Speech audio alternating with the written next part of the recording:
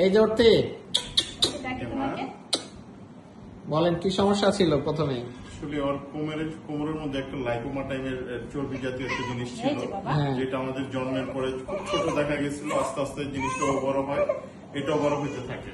তারপর স্যার এটা নিয়ে আমরা যাই হচ্ছে আসগর আলী হসপিটাল, ওইখানে একজন নিউরো সার্জন দেখায়, উনি বললো যে নিমসে যাইতে।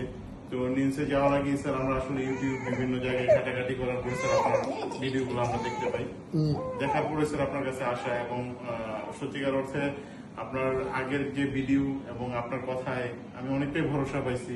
মহান স্রষ্টার নামে শুরু করি এটা। এখন আমার মেয়েটা ভবিষ্যতে কতটুকু কি হবে, এখন পর্যন্ত সে সুস্থ, পায়ের নাড়াচাড়া এগুলো সব ঠিক আছে।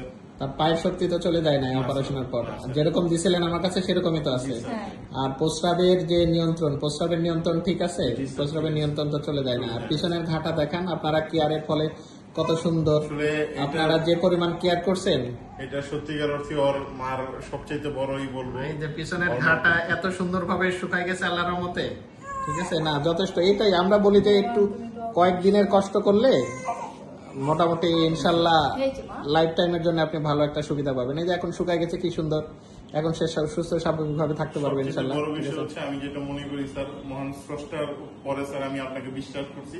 না যাই হোক, আপনার যে বিশ্বাসের প্রতিদান দিতে পারছি এটা হলো আমাদের জন্য বড় পাওয়া, কারণ এটা তো এক ধরনের চ্যালেঞ্জিং কেস। আপনি অনেক আশা নিয়ে আসছেন, আর আমরা আশা রাখতে না পারলে এটা এক ধরনের আমরা। আর ইয়ার পর তো ভিডিওগুলো তো দেখছেন, এই ভিডিওগুলো কেমন ভাবে রকগুলো আমরা প্রিজার্ভ করছি, রক্ষা করছি, তারপরে কিভাবে ইয়ে করছি, ঠিক আছে, সবগুলো তো দেখছি।